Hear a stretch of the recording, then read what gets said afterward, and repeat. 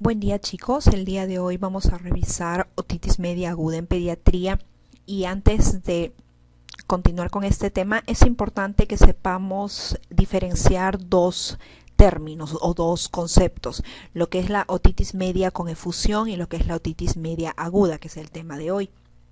Cuando hablamos de una otitis media con efusión, valga la redundancia, estamos hablando de la presencia de efusión en el oído medio, pero sin síntomas o signos de infección. Es lo que anteriormente conocíamos como otitis media serosa.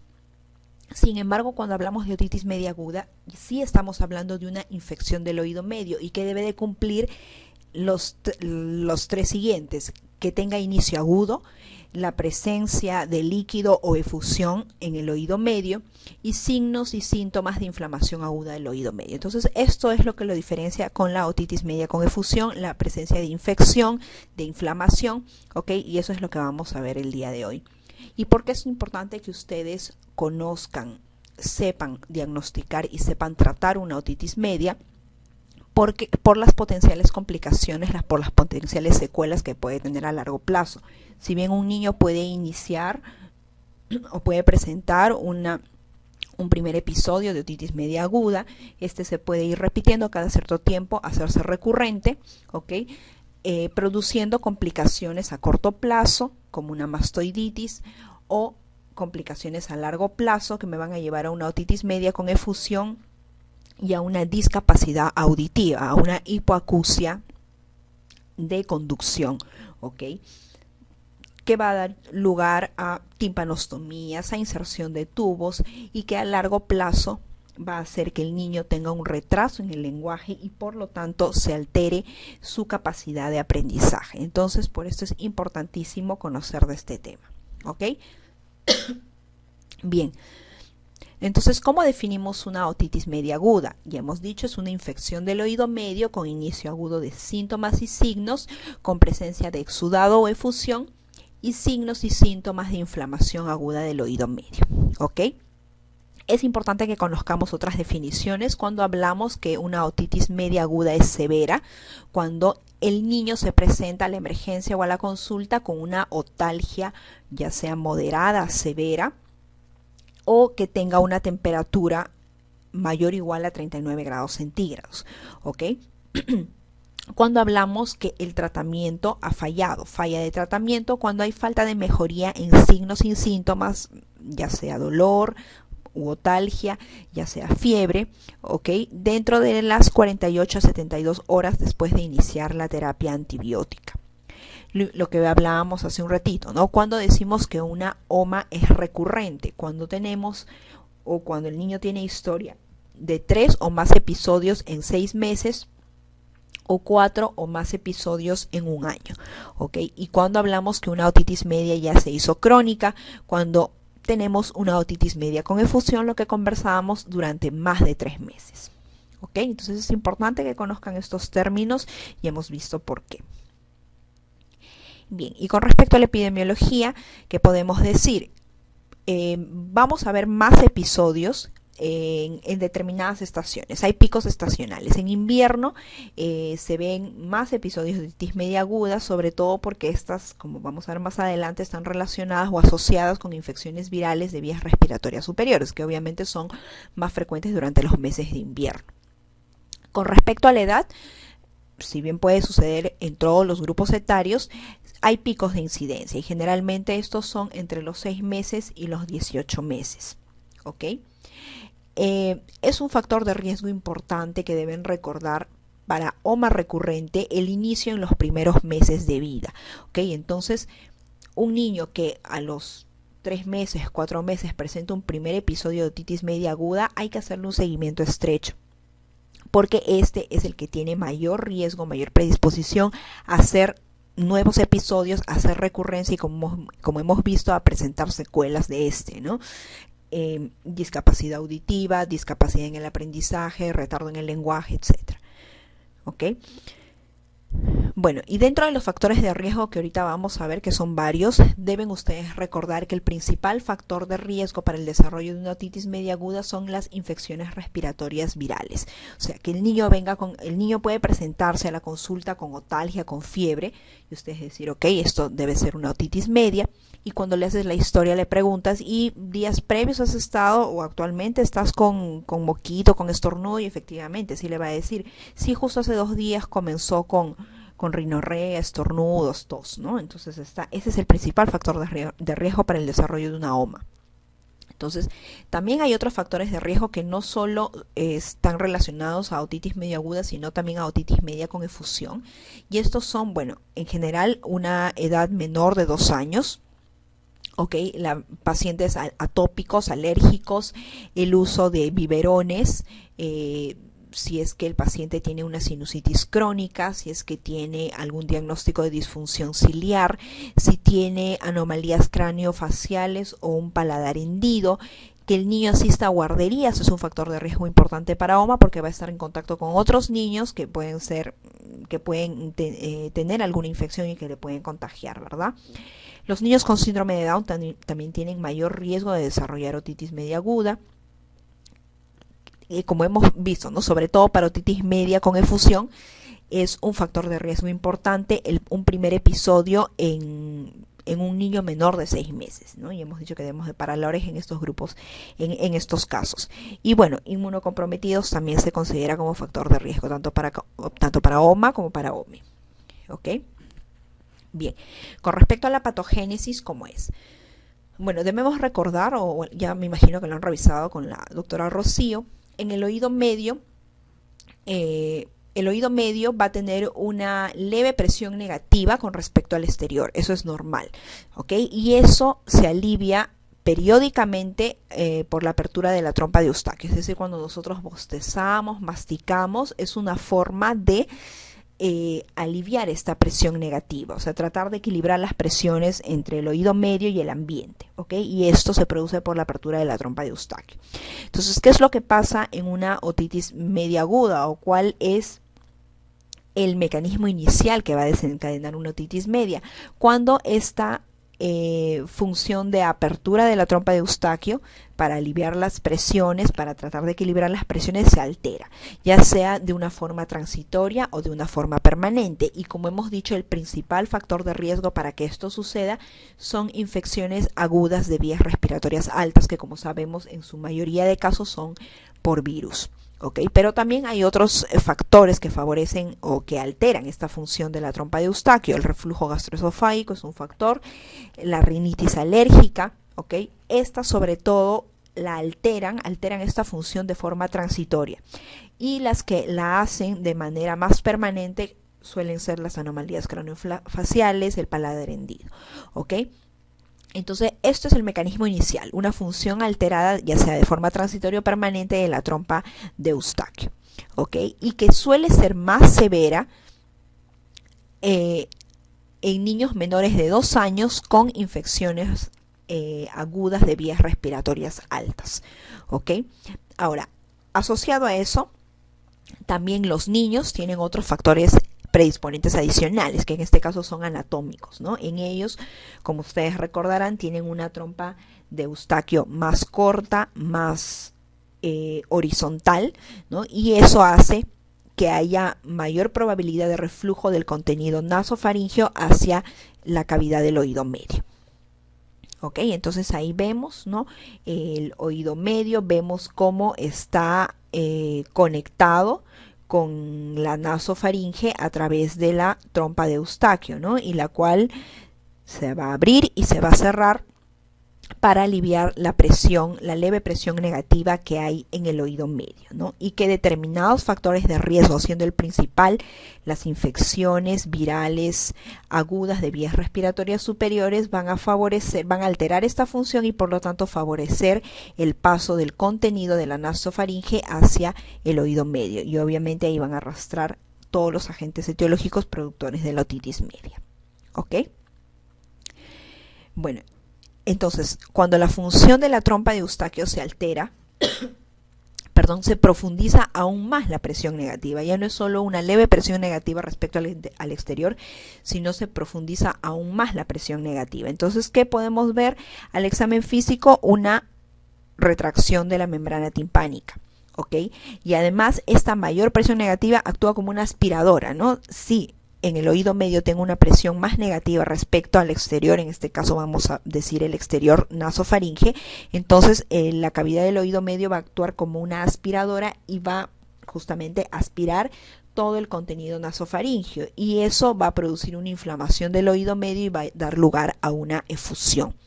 Y a su vez, este proceso inflamatorio, consecuencia de esta aspiración del contenido nasofaringeo, va a incrementar la permeabilidad vascular y también va a contribuir a una mayor efusión.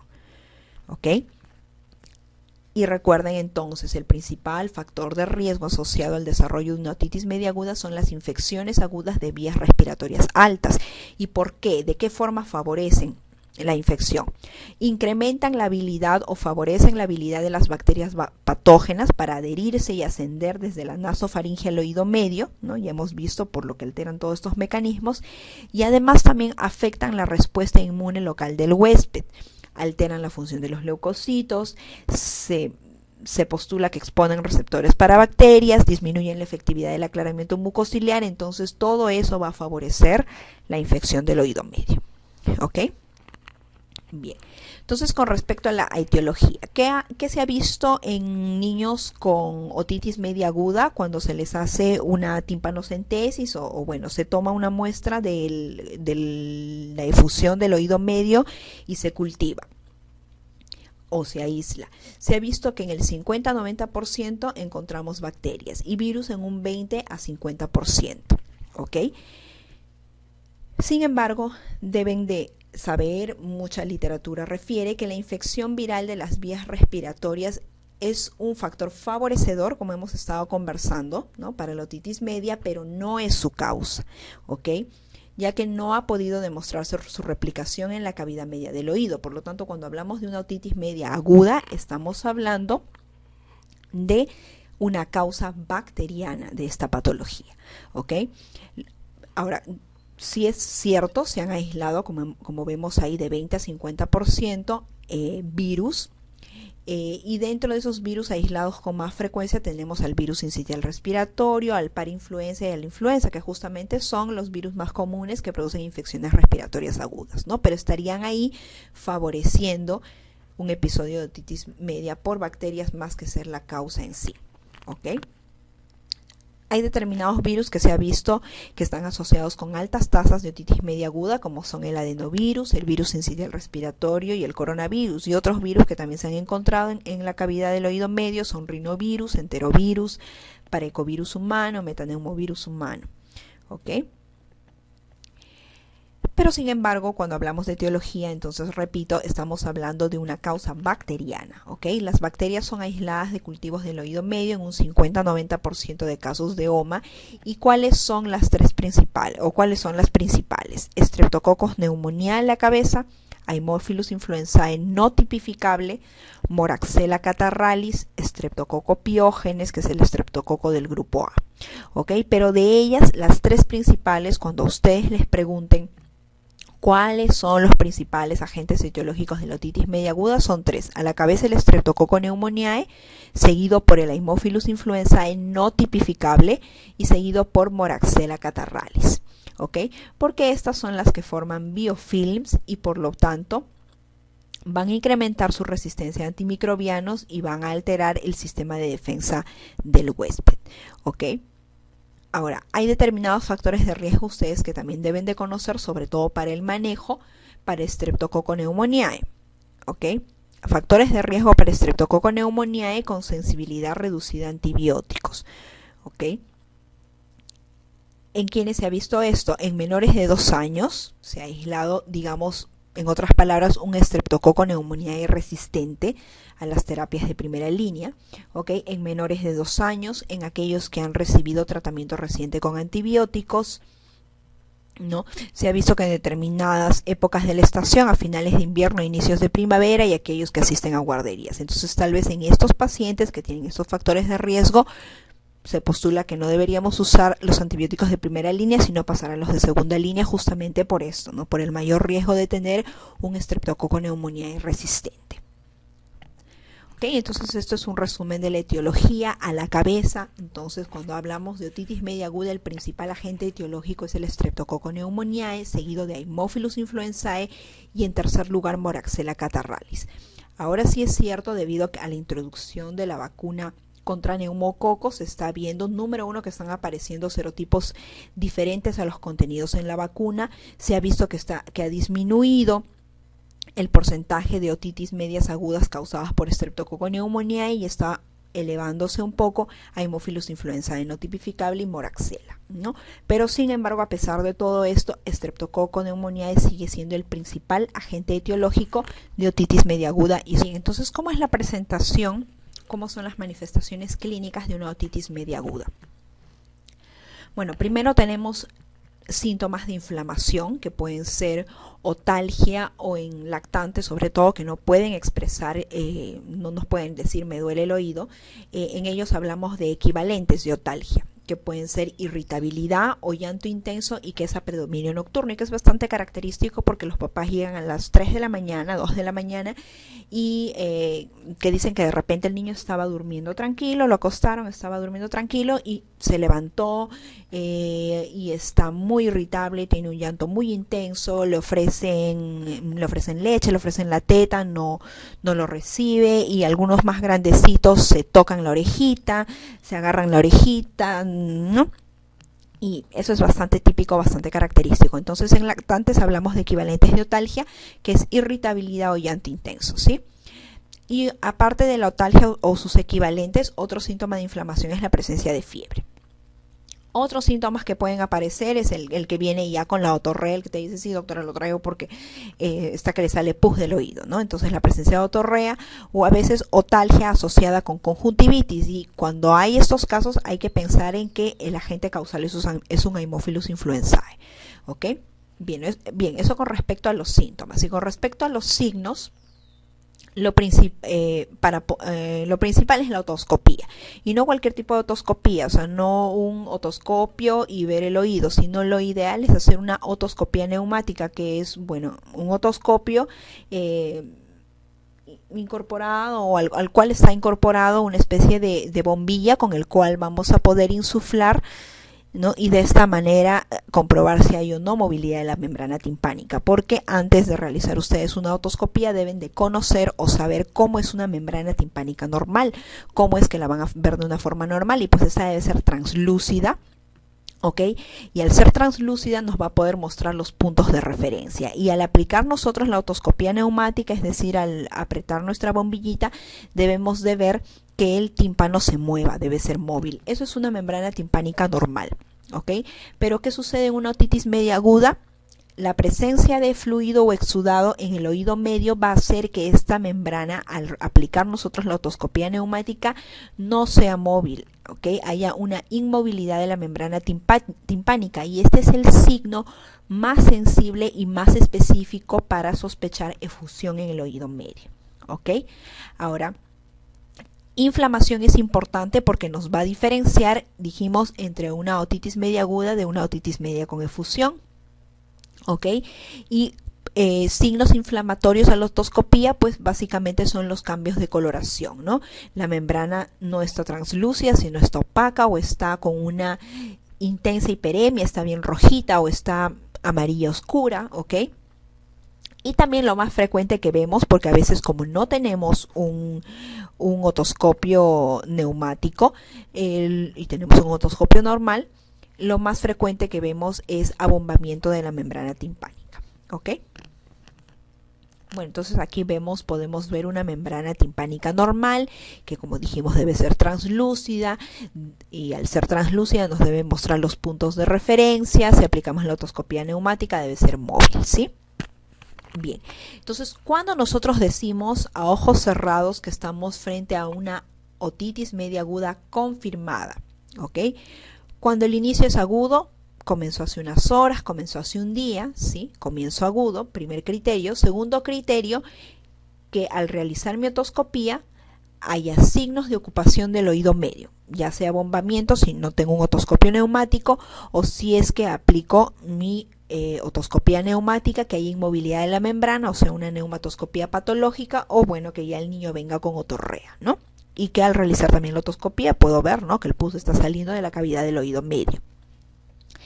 Y el tercer criterio es la presencia de signos o de síntomas inflamatorios, ¿no? Síntomas puede ser la otalgia, puede ser la fiebre, y los signos una intensa hiperemia del tímpano, ¿ok? Si cumple los tres criterios, digo, esto es una otitis media aguda a ojos cerrados. Pero ¿qué pasa si de los tres cumple solo dos? El inicio agudo y los signos otoscópicos, o lo más frecuente, el inicio agudo y la presencia de signos o síntomas inflamatorios. Entonces ahí hablo de una otitis media aguda probable. ¿Ok? Bien. Entonces, aquí vemos un algoritmo de diagnóstico y tratamiento. Dijimos, tenemos una clínica aguda, un inicio agudo, tenemos signos o síntomas inflamatorios, la otalgia o sus equivalentes, y tenemos signos otoscópicos de ocupación del oído medio, abombamiento, enrojecimiento, inmovilidad, etcétera. Entonces, si cumple los tres criterios, es una otitis media aguda confirmada. ¿Qué pasa si solo cumple dos criterios de los tres? Decimos que estamos frente a una otitis media aguda probable. Pero ¿qué pasa y qué postula la Academia Española de Pediatría? Que si tengo una OMA probable, pero tengo en mi historia clínica la historia de un catarro reciente, o sea, de una infección de las vías aéreas superiores reciente, y además tengo factores de riesgo de OMA complicada, que son un niño que sea un niño menor de 6 meses, o que ya sea una otitis media aguda recurrente o recidivante, o que cuando hago mi historia clínica encuentro antecedentes familiares de otitis media aguda complicada. Entonces, si tengo factores de riesgo de OMA complicada, más catarro reciente y más una otitis media aguda probable, eso también yo lo puedo considerar ya como una otitis media aguda confirmada. ¿Ok?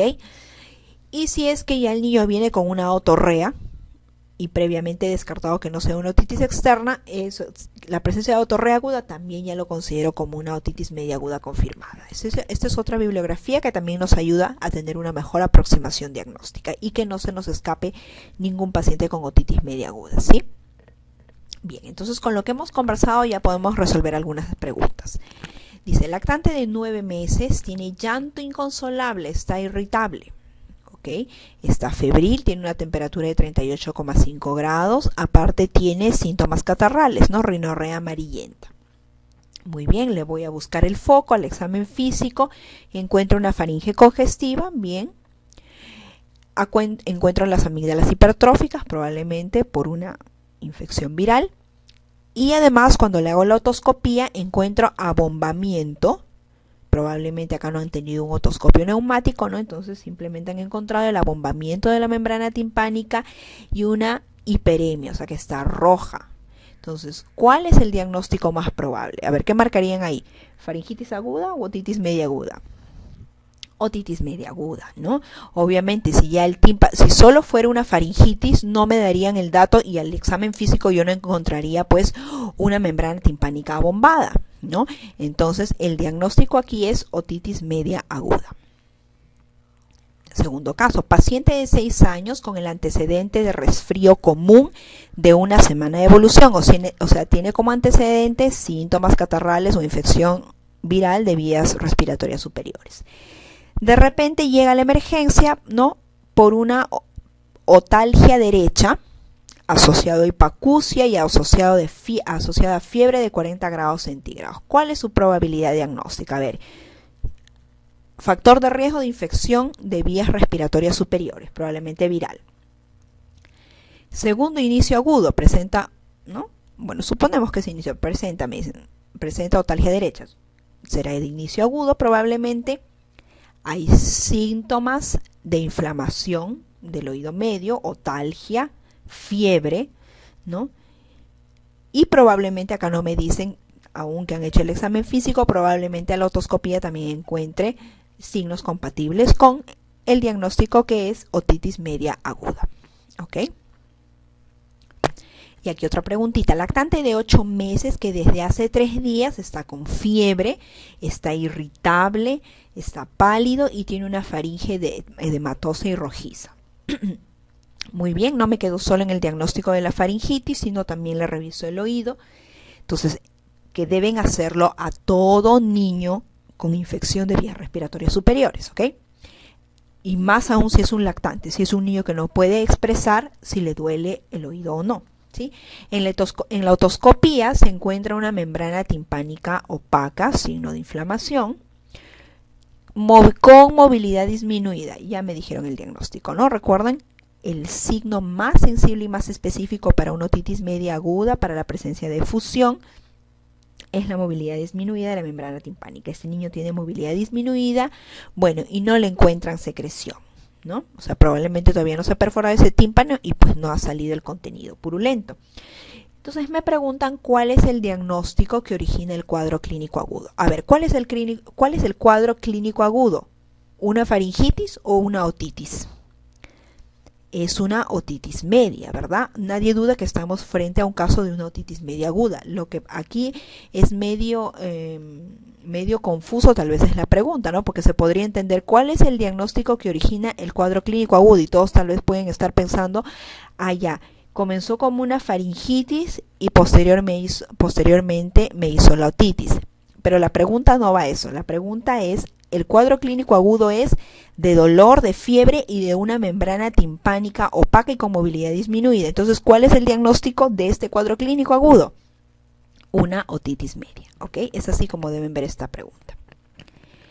Bien, entonces ya sabemos cómo diagnosticar o al menos cómo sospechar de una otitis media aguda. Ya sabemos cómo decir a ciencia cierta que es una otitis media aguda confirmada o es probable. Entonces ahora viene la parte del manejo. Miren que se ha visto en varios niños que han presentado episodios de otitis media aguda, que a las 24 horas del diagnóstico, o sea, pasa un día y 61% han disminuido los síntomas. Pasa una semana y 75% han resuelto los síntomas. Obviamente esto sin tratamiento, o sea, sin tratamiento antibiótico. ¿Ok? Y también se ha visto, ¿no?, que de un grupo de niños con otitis media aguda, 7 a 20 niños deben ser tratados con antibióticos para que uno reciba el beneficio, ¿no?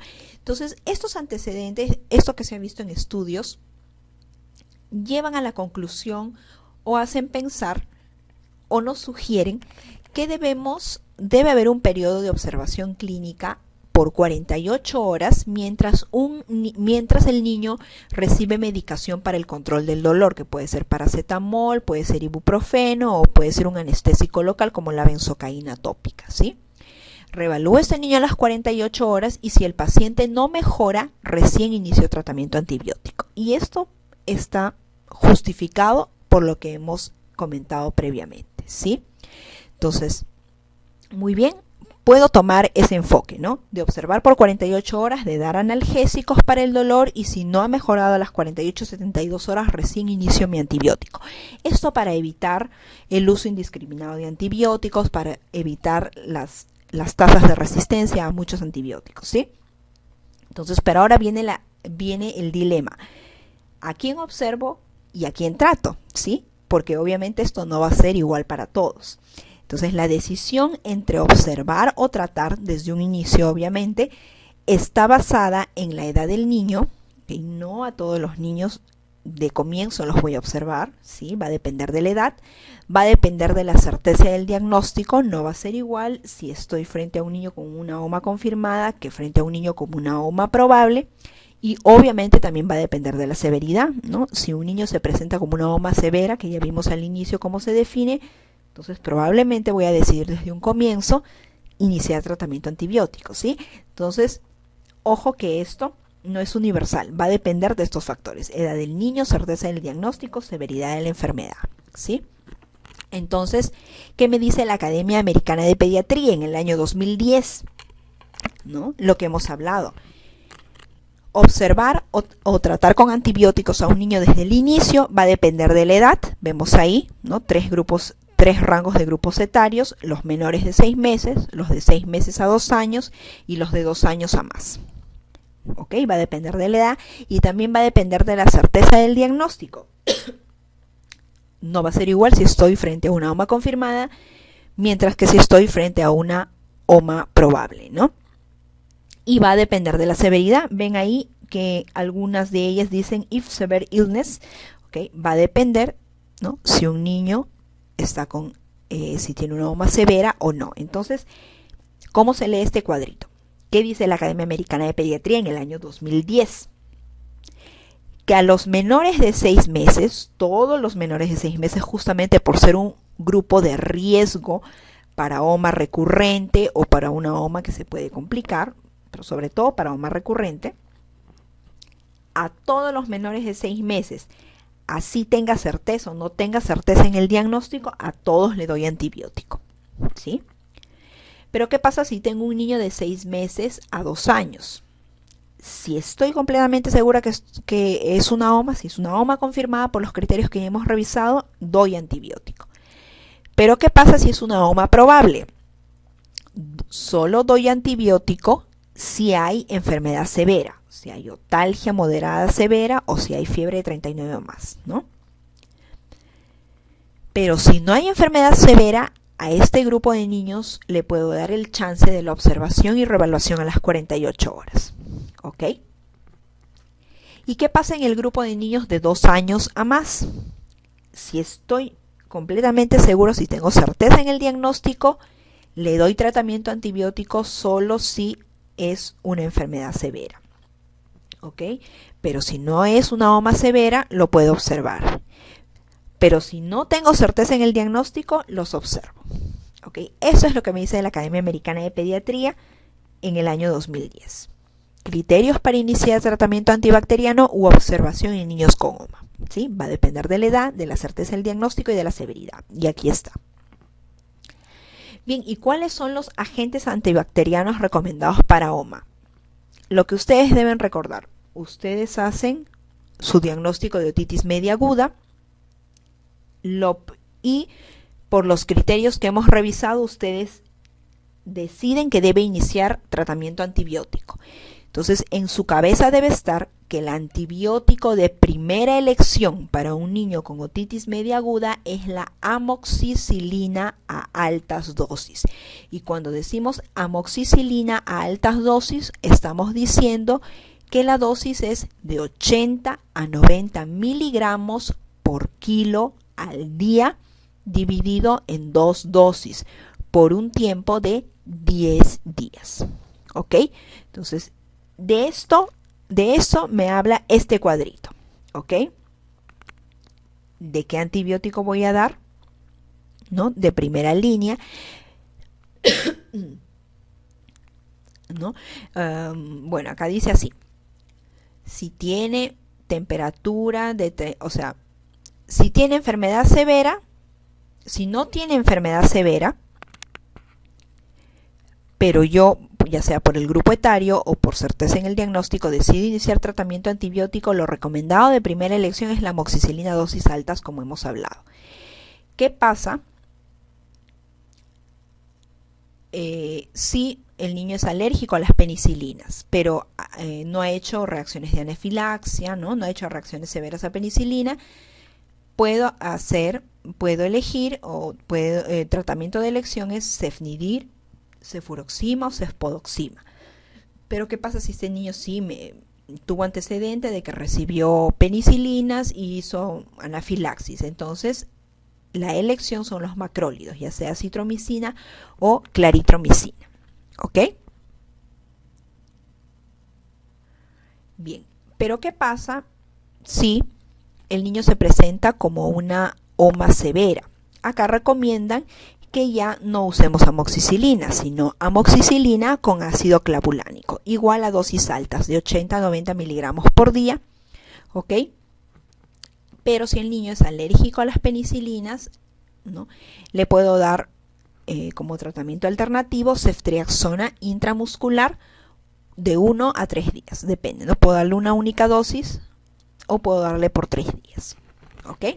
Entonces, eso es lo que a eso se refiere este cuadrito. Y va avanzando, ¿no? ¿Qué pasa si en 48 horas no mejora el niño? ¿A qué se va cambiando? ¿No?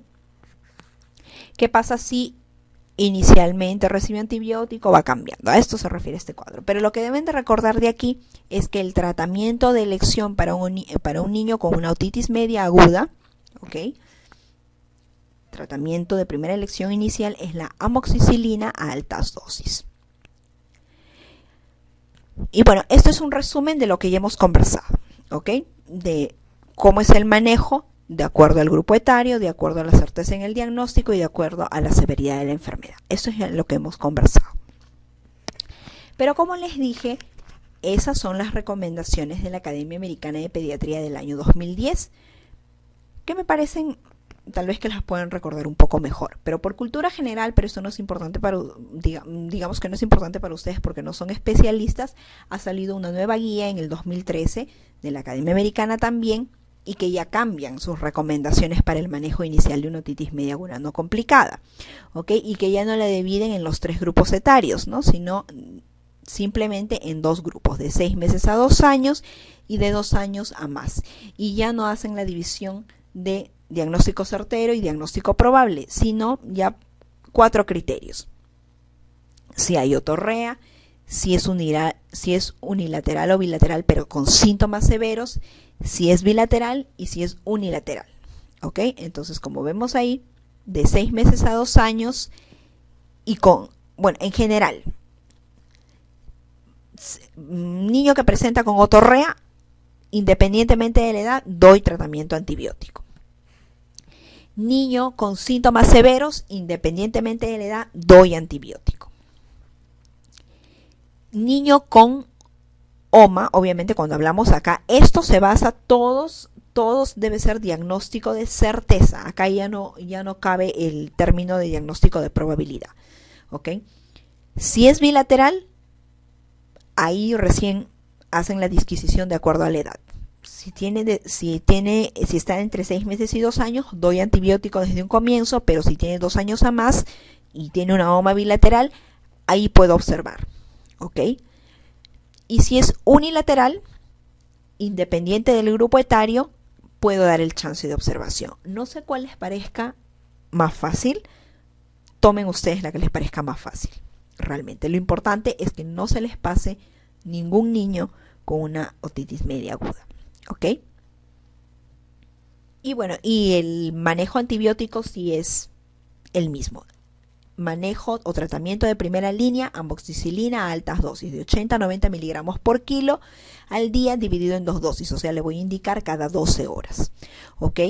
Si por A o B sospecho de un estreptococo resistente o de un productor de beta-lactamasas, o sea que estoy frente a un Haemophilus influenzae o una Moraxella catarrhalis, no daré de primera línea amoxicilina solo, sino daré de primera línea amoxicilina clavulánico. Para ustedes les van a preguntar generalmente simplemente la amoxicilina, ¿ok? Y ahí están las alternativas, dependiendo si lo estoy manejando por primera vez o si ya ha recibido antibiótico, ¿no? Obviamente, al que ya ha recibido antibiótico, o sea, el que viene con la sintomatología que yo diagnostico otitis, pero ya me ha estado recibiendo antibiótico, ya sea amoxicilina u otro, de primera línea ya no le voy a dar amoxicilina solo, sino le voy a dar amoxicilina con ácido clavulánico. ¿Ok? Bien, y con eso podemos responder esta pregunta. En un paciente de 8 años de edad con diagnóstico de otitis media aguda, acá ya me dice que tengo el diagnóstico, sin antecedentes patológicos de importancia. Este dato me dan para no pensar en que haya algún factor de riesgo para un microorganismo resistente. ¿Ok? Me dice que es un niño de 8 años, tiene una otitis media, no tiene ningún antecedente patológico de importancia. Me preguntan, ¿cuál es el antibiótico de primera elección? La respuesta es amoxicilina. ¿Qué pasaría si entre las alternativas también habría amoxicilina con ácido clavulánico? Un cocacho si ustedes lo marcan, ¿ah? Porque me están diciendo sin antecedentes patológicos de importancia. Pero ¿qué pasa si me dicen ahí niño de 8 años con otitis medio aguda que ha estado recibiendo en las 48 horas previas amoxicilina o ha estado recibiendo antibiótico en las 48 horas previas? ¿Cuál sería el antibiótico de elección? Ahí ya no sería amoxicilina, sino sería amoxicilina con ácido clavulánico. ¿Ok?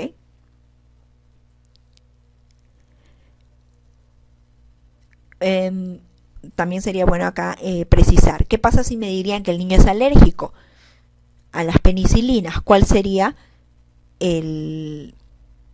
la otra alternativa o la probable respuesta? Macrólido, ¿no? Claritromicina. Bien. Un niño con otitis media aguda que a pesar de un buen tratamiento llegó donde ustedes, le diagnosticaron otitis media aguda, indicaron amoxicilina como terapia de primera línea, que está perfecto, ustedes lo han hecho muy bien, regresa, ¿no? Y a pesar de que usted le ha dado un buen tratamiento antibiótico, las manifestaciones clínicas no mejoran en las primeras 48 horas. O sea, regresa a las 48 horas para su reevaluación, porque todo paciente se debe reevaluar a las 48 horas, y le dice que no mejora, sigue la fiebre, sigue la otalgia. Y usted lo manejó bien. Entonces, ¿cuál es la conducta a seguir que hemos visto en nuestro algoritmo? Tranquilizar a los familiares, volver a examinarlo, aplicarle gotitas, agregar antiinflamatorios. No, es cambiar de antibiótico. La conducta es cambiar de antibiótico, porque probablemente, si bien yo le he dado un buen tratamiento, probablemente estoy frente a un microorganismo productor de beta-lactamasa, como es el Haemophilus influenzae, como es la Moraxella catarrhalis. Entonces, lo que tengo que hacer es cambiar de antibióticos, ¿sí? Esa es la respuesta. Bien, entonces es importante diagnosticar una otitis media aguda y tratarla en los casos que sea necesario, como ya hemos visto, para evitar las complicaciones, ya sean las supurativas como las no supurativas. Dentro de las supurativas, ¿a cuáles tenemos? La mastoiditis, ¿ok? A la cabeza la mastoiditis es la principal, la más frecuente, y los principales agentes etiológicos se han visto que es Streptococcus pneumoniae, Streptococcus piógenes y el Haemophilus influenzae no tipificable. ¿Okay? De los agentes etiológicos que hemos visto, ellos son los que con mayor frecuencia me hacen la complicación supurativa, mastoiditis, y sobre todo Streptococcus pneumoniae. ¿Ok? Eso es importante que recuerden, porque el Streptococcus pneumoniae, el neumococo, es el que tiene menor porcentaje de curaciones espontáneas y el mayor número de complicaciones. ¿Ok? Otra complicación puede ser una laberintitis aguda, puede ser una petrocitis que me va a dar lugar a una osteomelitis, más raras, meningitis, abscesos cerebrales, abscesos epidurales, hidrocefalia óptica, ¿ok? Pero dentro de las complicaciones supurativas, la principal es la mastoiditis, ¿ok? Y a la cabeza lo hace Streptococcus pneumoniae. Bien, y ahí tenemos un cuadrito que la divide en complicaciones intracraneales, complicaciones extracraneales, y obviamente las más comunes son las extracraneales, y a la cabeza mastoiditis. Y dentro de las complicaciones no supurativas, la principal es lo que vimos, la discapacidad auditiva, la hipoacusia conductiva, consecuencia de este proceso inflamatorio que se produce en el oído medio, ya sea por otitis medias con efusión persistentes, por otitis medias crónicas supurativas, que van a producir atrofia de la membrana timpánica, que me pueden dar lugar a la formación de colesteatomas, y que estos clínicamente se van a presentar como pérdida auditiva, como otorrea persistente, como hipoacusia conductiva, con las potenciales secuelas a largo plazo, sobre todo en el área cognitiva del paciente, discapacidad en el aprendizaje. ¿Ok? Y con eso podemos responder esto. ¿Cuál es la patología que produce con más frecuencia hipoacusia conductiva en niños?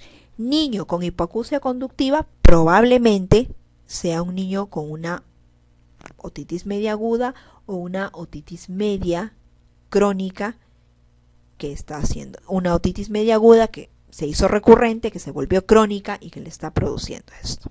¿Ok? Niño de 5 años con historia de otitis media aguda repetición, o sea, recurrente. Tiene hipertrofia adenoidea y cuyos padres, hipertrofia adenoidea probablemente porque es un niño atópico, ¿no? Y que es un factor de riesgo también para otitis media aguda y con efusión y por lo tanto crónica, y cuyos padres notan que escucha el televisor a alto volumen. Entonces algo ya está pasando ahí, ¿no? Y no responde cuando lo llaman. Probablemente esto porque ya no está escuchando, está perdiendo la capacidad auditiva ese niño. Entonces lo llevan al otorrino y al examen otoscópico se evidencia, o lo llevan al pediatra, no sé, al examen otoscópico se evidencia en el oído derecho una membrana timpánica opaca. ¿Ok? Entonces el diagnóstico, miren, la clave que mejor va acá es una otitis media crónica colesteatomatosa. Si bien la otoscopía no es la que me va a dar la respuesta, lo que me da la respuesta en este caso es la clínica, ¿ok? Si fuera una crónica supurada, me dirían que el examen físico está perforado ese tímpano. Una aguda recurrente, ya me están diciendo que es una aguda recurrente, ¿ok? Serosa dijimos que es la que tiene efusión. Aguda supurada, no hay perforación, no me dicen que hay otorrea. Me dicen, acá me están hablando sobre todo ya de una complicación de largo plazo, que es una hipoacusia conductiva, y me dicen que es un niño con un factor de riesgo de hipertrofia adenoidea. Por eso que no pueden ser todas las anteriores, y la que más encaja aquí es una crónica colesteatomatosa, que justamente es la que clínicamente se presenta como una hipoacusia de conducción. ¿Ok? Bueno, chicos, entonces con esto hemos revisado el capítulo de otitis media aguda. Basémonos sobre todo en la parte pediátrica, en el diagnóstico adecuado y en el manejo. ¿Ok?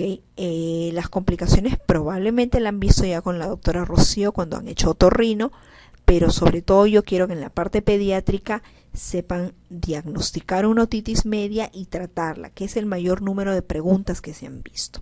¿Ok? Bueno, chicos, nos veremos en otra oportunidad. Gracias.